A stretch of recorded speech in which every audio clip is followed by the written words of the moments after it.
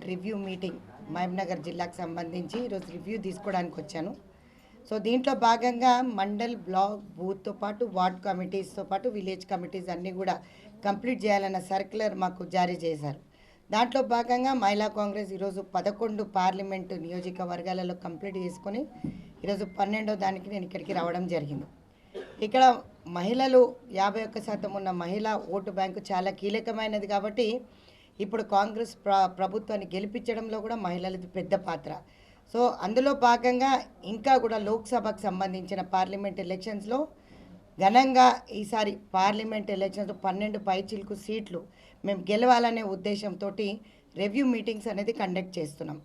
Mandal presidents mandal కమిటీస్తో పాటు ఆ కమిటీస్లో ఉన్న వాళ్ళందరూ కూడా 10 చెల్లెండ్లని అనుసంధానం చేస్తూ ముందుకెళ్ళి 100% గ్రామ కమిటీలు ఈరోజు రాబోయే ఎలక్షన్స్లో సర్పంచ్ ఎలక్షన్సే కానీ మున్సిపల్ ఎలక్షన్సే కానీ లోకల్ బాడీ ఎలక్షన్సే కానీ అన్నిట్లో కూడా వీళ్ళ పాత్ర కీలకమైనది కాబట్టి first main agenda is parliament elections.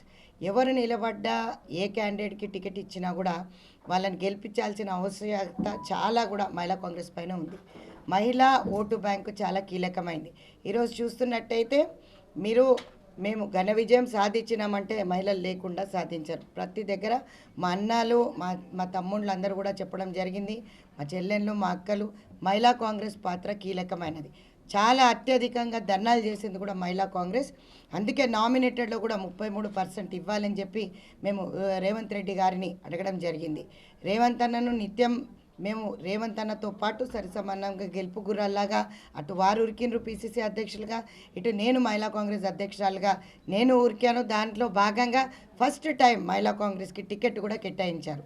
నా కాన్స్టిట్యుయెన్సీ కాకున్నా కూడా నా మీద నమ్మకంతో టికెట్ ఇచ్చారు కాబట్టి రాష్ట్ర అధ్యక్షురాలు ఎక్కడ టికెట్ ఇచ్చినా కూడా కొట్లాడతానన్నాను. అది కూడా రాజాసింగ్ పైన కొట్లాడడానికి నాకు టికెట్ ఇచ్చారు. గెలుపు ఓటమి అనేది సహజం ఈ ఎలక్షన్స్లో.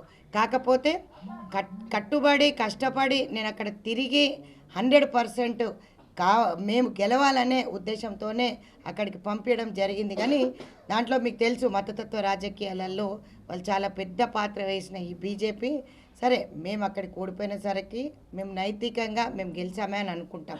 పార్లమెంటుకి సంబంధించి చాలా తక్కువ మంది అప్లై చేసుకున్నారు మహిళలు. దాంట్లో భాగంగా ఒక కసరత్తు జరుగుతుంది. ఎస్సీ ఎస్టీ బీసీ మైనారిటీలకు ఎప్పుడు కూడా మేము పెద్దపీట వేశాం. ఈరోజు బీఆర్ఎస్ పార్టీయే కానీ బీజేపీ పార్టీయే కానీ వాళ్ళు చేస్తున్న చెడు ప్రచారాలకి మేము ఒక అడ్డుకట్ట కట్టాలి. అదే కార్యాచరణ రూపొందించుకొని వచ్చాం.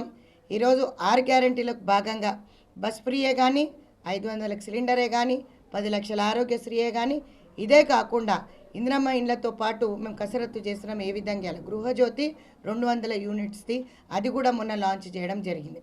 ఈరోజు పేద వర్గానికంటే పేద తరగతి మధ్యతరగతి కుటుంబాలు చితికిపోయాయి. బీఆర్ఎస్ బీజేపీ పాలనలో చితికిపోయాయి కాబట్టి వాళ్ళందరినీ ఒక స్టాండ్లో నిలబెట్టాలి.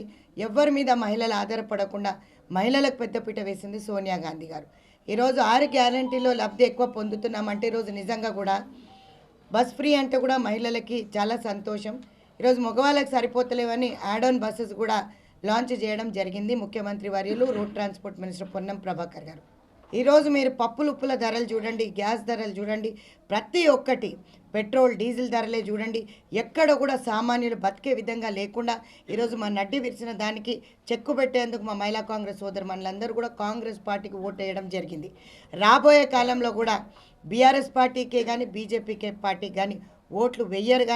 ఎందుకంటే అక్కడనేమో ప్రధానమంత్రి అప్పులు చేస్తున్నాడు, ఇక్కడేమో ముఖ్యమంత్రి అప్పు చేసి పెట్టినాడు. నెత్తికి 1.5 లక్ష అప్పు ఉంది. ఏ విధంగా తీరుస్తారు? ఈరోజు నిన్న దానికి కూడా మన సీఎం గారు మాట్లాడుతూ చాలా పెద్ద మాటలు మాట్లాడుతున్నారు. అసెంబ్లీలో వచ్చి మాట్లాడాల్సిన మాజీ ముఖ్యమంత్రి గారు మరి అక్కడ కూర్చొని బహిరంగ సభలో మాట్లాడడం ఎంతవరకు కరెక్ట్ అని అడుగుతున్నాను. దమ్ము ధైర్యం ఉంటే అసెంబ్లీకి రావాలా, అక్కడ మాట్లాడమని చెప్తున్నాను. ఈరోజు ఇంకా కూడా విర్రవీగుతున్నారు. మేమే ఆ కుర్చీలలో కూర్చున్నాం, మాకే అధికారం ఉన్నట్టు మాట్లాడుతున్నారు. చాలా తప్పు. రాబోయే కాలంలో డిపాజిట్లు కూడా గల్లంతయ్యే అవకాశం ఉన్నది. ఇక్కడ దౌర్జన్యాలు చేసిన శ్రీనివాస్ గౌడ్ గారికి కూడా మంచిగా బుద్ధి చెప్తున్నారు. ప్రజలు చూస్తుంటారు. ప్రజలేం అమాయకులు కాదు. ఎప్పుడు ఏ నిర్ణయం తీసుకోవాలో చెప్తుంటారు. కానీ ఈరోజు అదే అహంకార పూరిత రాజకీయాలు చేస్తూ నల్గొండలో మాట్లాడుతున్న ముఖ్యమంత్రి, మరి మాజీ ముఖ్యమంత్రి వర్యులు అసెంబ్లీకి వచ్చి మాట్లాడితే బాగుంటుందని చెప్పి ఒక మహిళా కాంగ్రెస్ అధ్యక్షురాలుగా నేను ఆయనకు విజ్ఞప్తి చేస్తా. సమస్యలు అంటూ చాలా ఉన్నాయి కోకొల్లలుగా, ఏ దానికి జవాబు చెప్పరు. ల్యాండ్ గ్రాబింగ్లు చేసిండ్రు. ఈరోజు ఎక్కడ చూడు కంప్లైంట్ల వర్షం. ధరణి పోర్టల్ అయితే కోకొల్లలుగా ప్రజాభవన్కి వచ్చి కంప్లైంట్లు ఇస్తున్నారు. మీరు సెక్రటేరియట్లకు ఎవరిని రానియలే, ప్రగతి భవన్లకు ఎవరికి రానియలే. మేము ఆ రోజు సబ్సిడీ గురించి కొట్లాడినాం, బీజేపీ పైన బీఆర్ఎస్ పైన పోరాటం చేసినాం. మమ్మల్ని ఈడ్చుకుపోయేసి నాన్ అవైలబుల్ కేసులు పెట్టినారు. దాని మీద ఉన్న చిత్తశుద్ధి సబ్సిడీ ఇవ్వడంలో ఎందుకు లేకుండా ఈ ప్రభుత్వానికి బీఆర్ఎస్కి అని అడిగిన. దాంట్లో ఏం తప్పు అడిగినా నేను? ఒక ఆడపిల్లను చెల్లెళ్ళందరూ కూడా కష్టపడుతున్నారు. 500లకు సిలిండర్ 410 ఉండే అప్పుడు సిలిండర్. ఈరోజు 2010లో రాజ్యసభలో బిల్ పాస్ చేసిన 33% కల్వకుంట్ల కవితమ్మ లిక్కర్ స్కామ్ చేసింది కాబట్టి జంతర్ మంతర్ దగ్గర కూర్చుంది. మరి కల్వకుంట్ల కవితకు ఛాలెంజ్ చేసిరిన, రాని అయ్యా దగ్గర పోయి అడుగుదాం ప్రగతి భవన్లో మనం 33% అని. వాళ్ళ దగ్గర ఇయ్యలేని వాళ్ళు బీసీల గురించి మాట్లాడడం, 33% గురించి మాట్లాడడం హాస్యాస్పదం అనుకుంటాను. ఒక ముద్దురాజు బిడ్డగా, ఒక బీసీగా నాకు టికెట్ వచ్చింది. మహిళా కాంగ్రెస్ అధ్యక్షురాలుగా మొట్టమొదటిసారి ఫస్ట్ టైం ఏ మహిళకి మహిళా కాంగ్రెస్ నుంచి టికెట్ రాలేదు.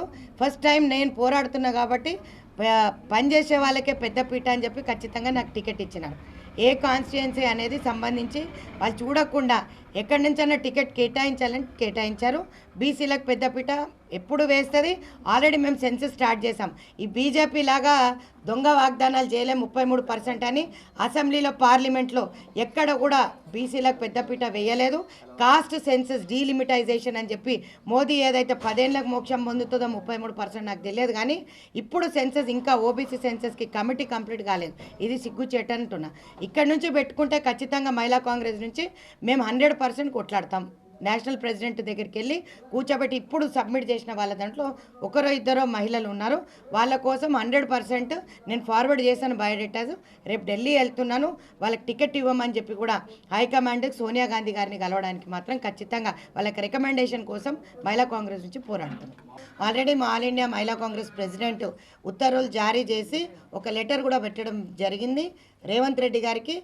దాంతోపాటు సోనియా గాంధీ గారు కూడా 33% కాంగ్రెస్ రూలింగ్ స్టేట్స్లో 33% అన్నిట్లో ఇవ్వాలని చెప్పేసి అని కేటాయించాలి. అంటే ప్రజెంట్ నామినేటెడ్ సీట్ మెంబర్సే కానీ చైర్మన్సే కానీ అర్హులు ఎవరైతే ఉన్నారో వాళ్ళందరికీ కూడా ఇస్తానని కూడా రేవంత్ అన్న హామీ ఇచ్చారు.